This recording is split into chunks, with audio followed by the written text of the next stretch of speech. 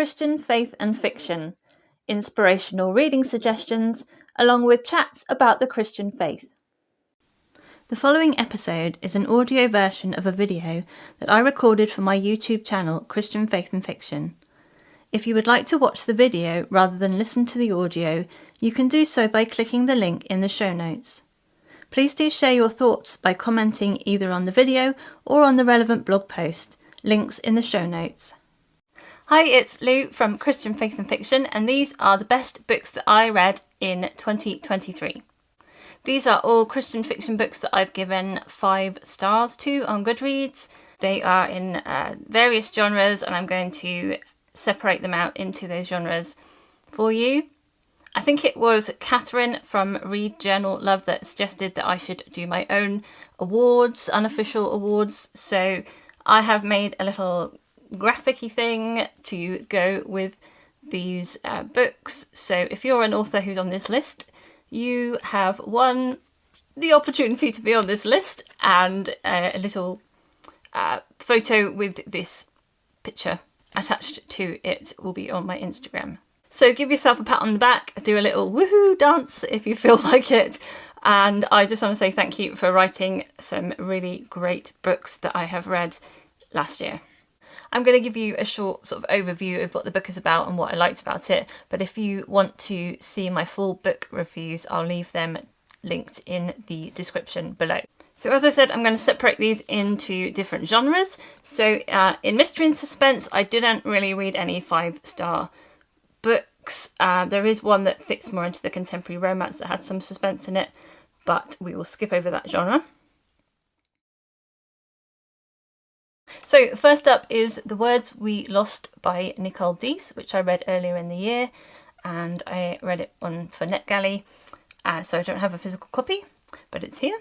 And I gave it a story enjoyment rating of 10 out of 10 and Christian faith rating of 2 out of 3.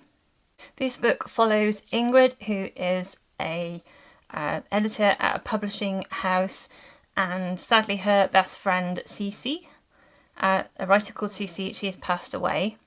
Ingrid had helped Cece to publish 4 books in a fantasy series, but the final book was missing, and she passed away, and so they haven't got this final book. Ingrid's boss tells her that she has to find the book or she's going to lose her job, basically. In order to find it, she has to return back to the place where she was younger, growing up, and it's a place she doesn't want to go, she's been hiding from, and face up to the emotions and the people that she has not been wanting to face since Cece's death. This is a romance, but it also has a whole emotional roller coaster of other things going on with grief and loss and things that go on through the past. And it really goes into her inner journey that she's going through throughout the book. What I loved about it was sort of the whole thing, not just the sort of romantic elements, but the whole kind of character progression. And yeah, it was not a light contemporary by any means because of the material it's covering, but it was very sort of in-depth and I enjoyed it a lot. The next contemporary romance that I gave 5 stars to was also by Nicole Deese, and it is All That Really Matters. And this one is following Molly, who is like an influencer, and she gets the opportunity to audition for a TV program. But in order to do that, she has to get some volunteer and get some experience working with underprivileged young people.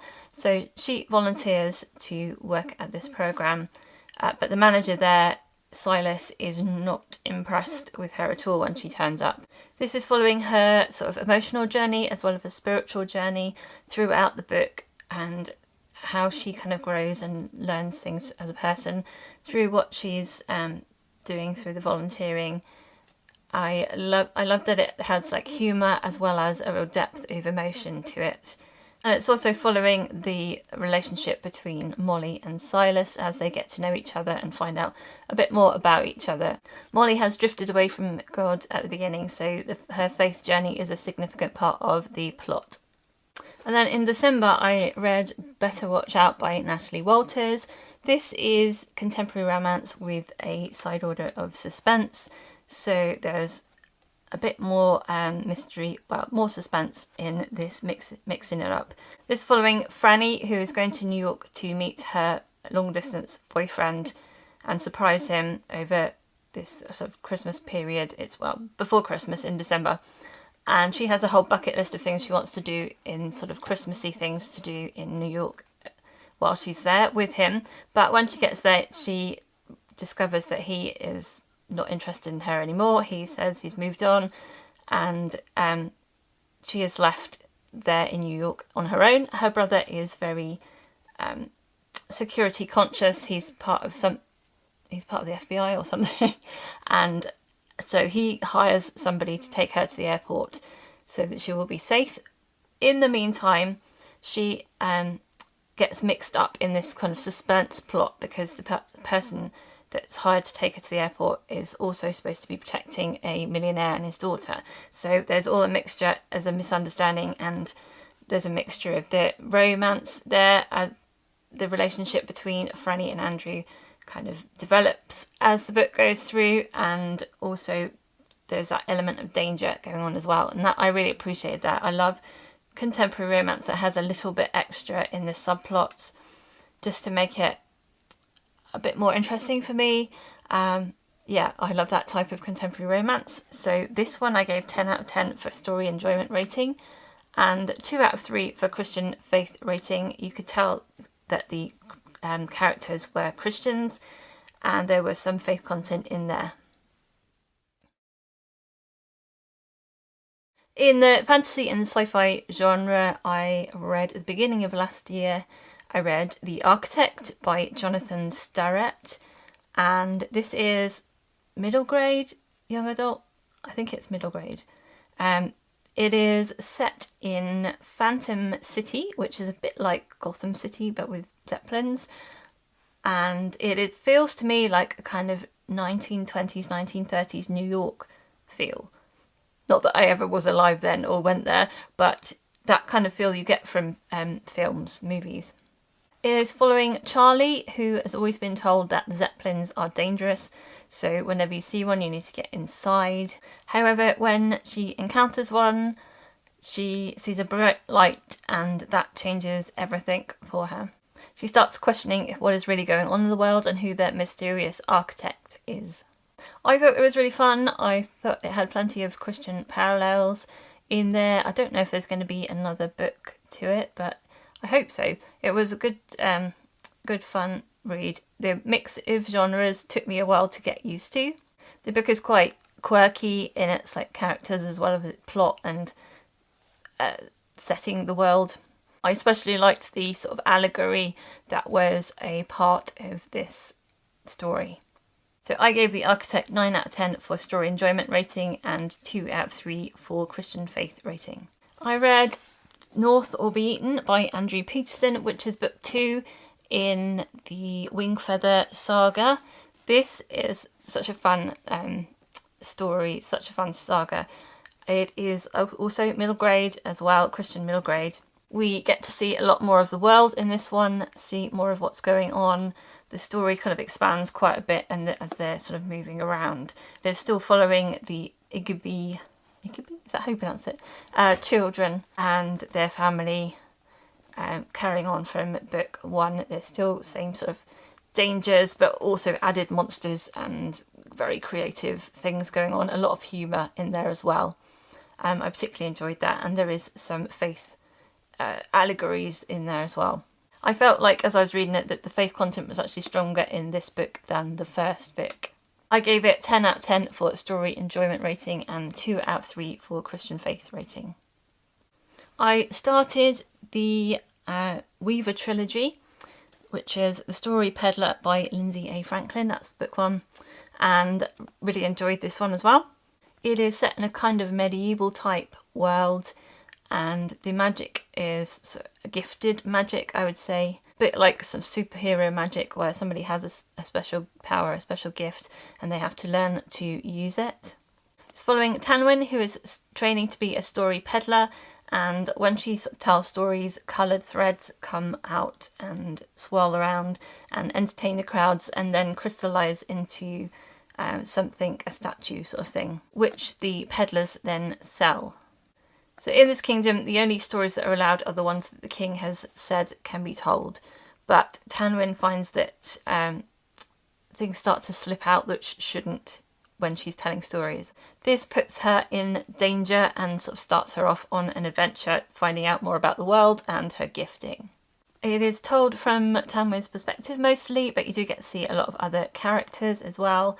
And I enjoyed the sort of fantastical fantasy elements of the story. I enjoyed all these sort of intrigues and the adventure and the plot that went with it. I also enjoyed that there was a faith kind of element to it. I gave it a story enjoyment rating of 9 out of 10 and a Christian faith rating of 3 out of 3. And then nearer to the end of the year, I read Dream of Kings by Sharon Hinck. It is a retelling of Joseph from Genesis, and the Joseph character is played by Joanna, who is a dream teller. She lives in a colder kind of kingdom where she is a respected dream teller, and people come to her with their dreams, or they come to her and they can't remember their dreams, but she's able to tell them what they might mean. She is given a privileged position in the court there, but other people don't like it, and she is taken prisoner and sold as a slave into this other kingdom, sent all the way down there where she is sold as a slave. As I said, this story kind of follows that Joseph story most of the way through. There's a few places where it goes into its own story as well, but I really enjoyed it. I loved the romance in it. I liked the gifting in it. I liked how it fitted in so well with the biblical story as well, and helped me to really understand what it would have been like for Joseph through seeing this totally fantasy story unfold. I gave it a story enjoyment rating of 9 out of 10 and a Christian faith rating of 3 out of 3. Then we have Counted with the Stars by Connilyn Cossette.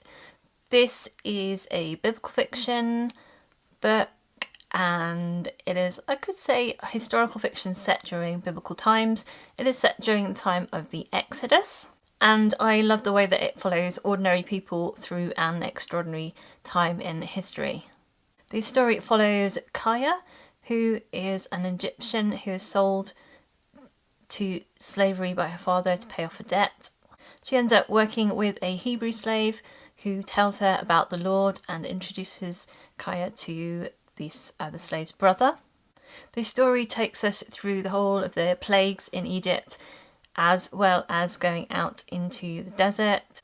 It has a lot of drama, there's romance, there's friendship, and I really enjoyed that, as well as her journey into faith, which is a big part of the story. I gave it 9 out of 10 for story enjoyment rating and 3 out of 3 for Christian faith rating. So then in historical fiction, I have quite a few 5-star reads this last year.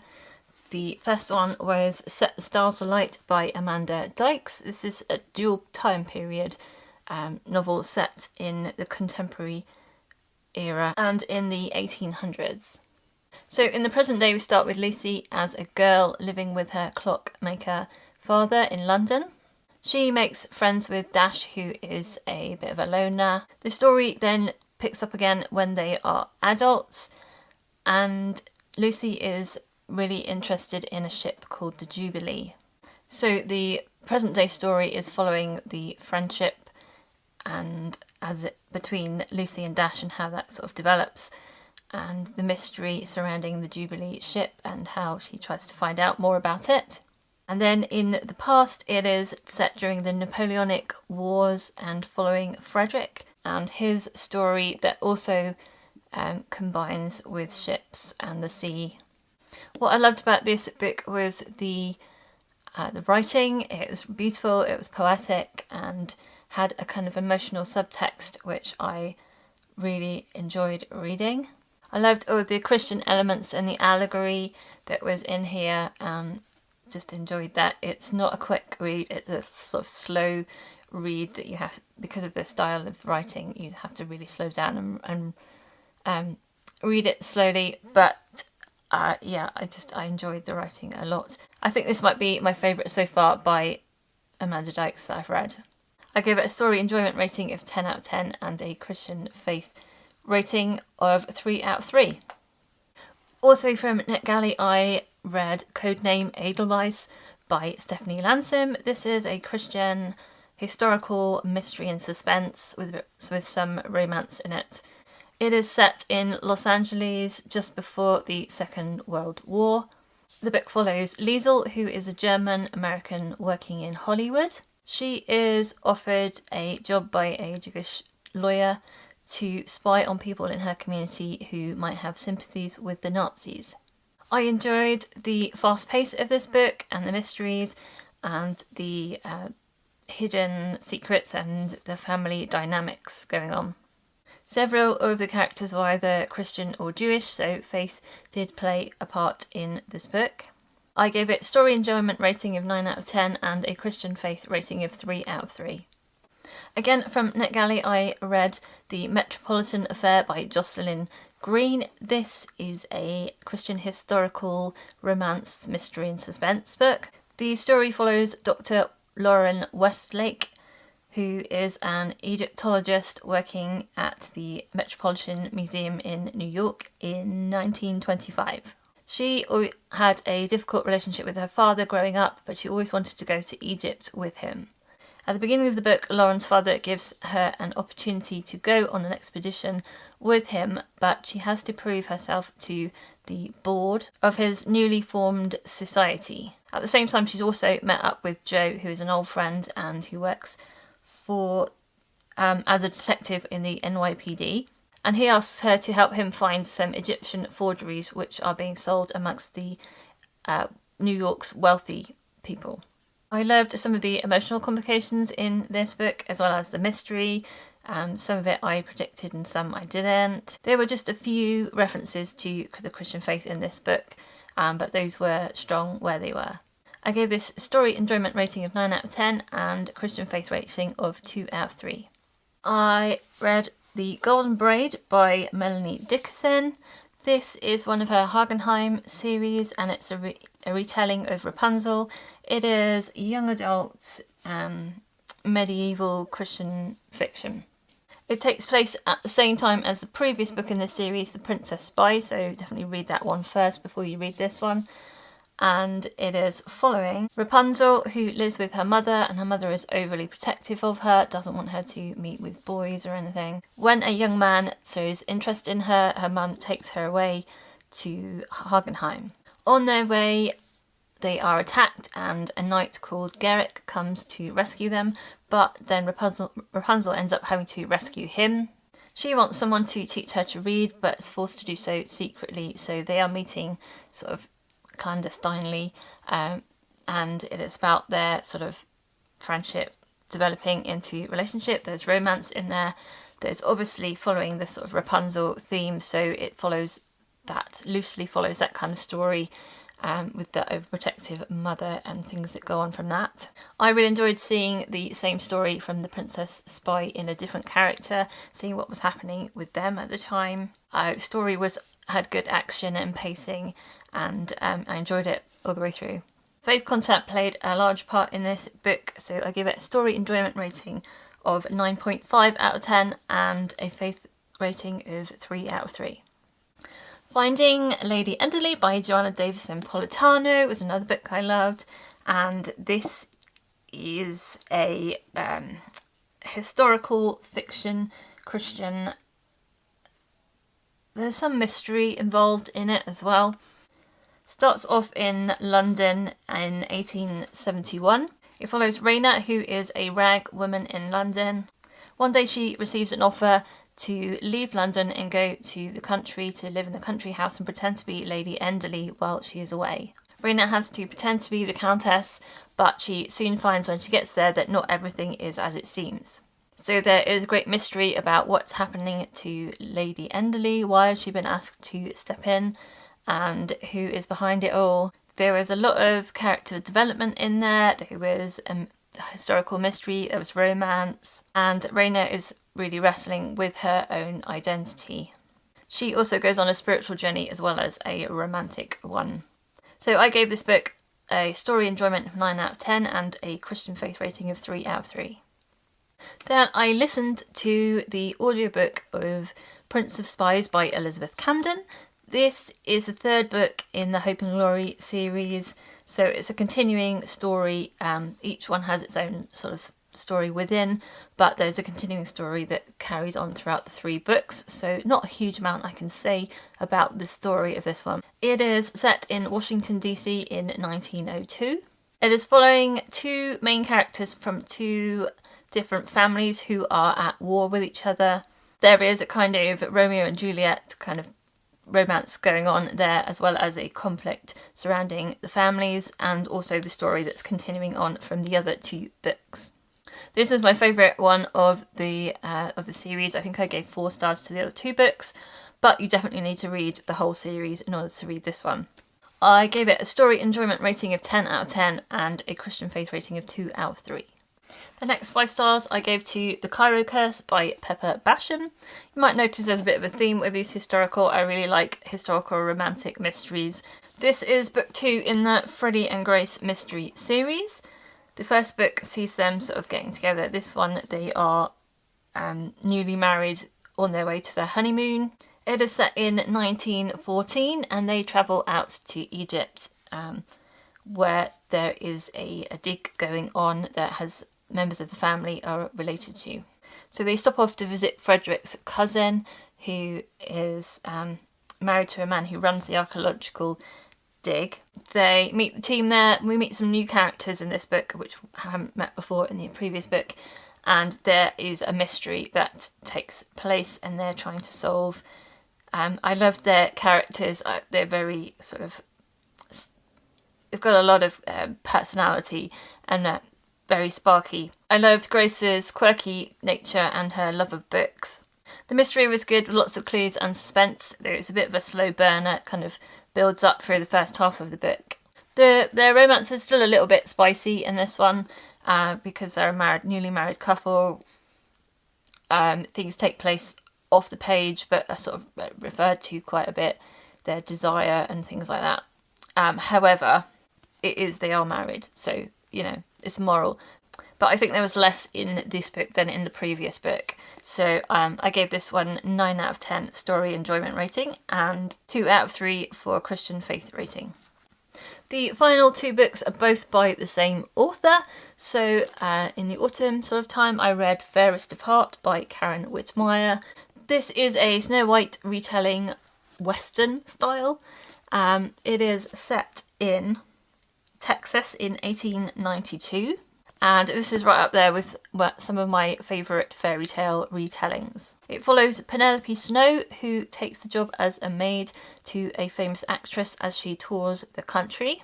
One day, Penelope is left for dead in the woods. I won't say why.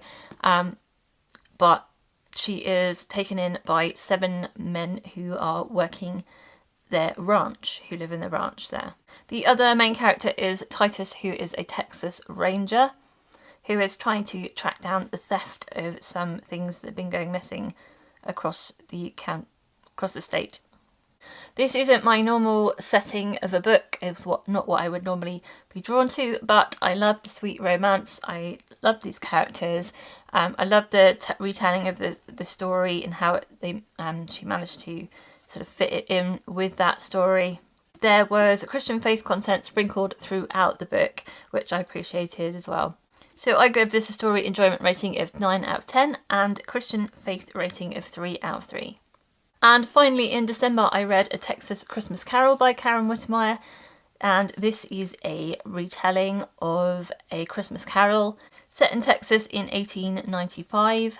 It's following Felicity, who puts together baskets to give out to the poor, and she determines to get the help of the wealthiest man in the area, who is doesn't want to have anything to do with anybody. He's very obsessed with business and making money, doesn't want to see people or let people into his life. She is very stubborn and won't take no for an answer and just keeps on trying to get him to get involved. I really loved Felicity's tenacity and her stubbornness and her love of people as well. and I loved the references to Dickens' Christmas Carol. Their romance was cute, and Evan's development as a character, his sort of redemption story, as you will, was good to see. It's quite a short book, so won't take you very long to read that one. And there's definitely Christian faith content in this book. So I gave it a story enjoyment rating of 9 out of 10 and a Christian faith rating of 3 out of 3. So I think I make that 17 5-star books in 2023 read. I think that's a pretty good year. All of those books I think I could put onto my list of books that I might like to reread at some point in the future.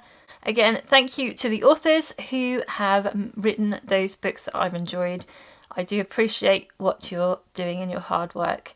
Let me know if you've read any of those books and what you thought of them, and also what was your favourite book of the year that you read last year. If you're not already subscribed to my channel, please do go ahead and click subscribe. Okay, I pray that God bless you this week, and until next time, bye. Thank you for listening to the Christian Faith and Fiction podcast. If you would like more information, you can click the link in the description. Don't forget to subscribe on your podcast app to make sure you catch the next episode.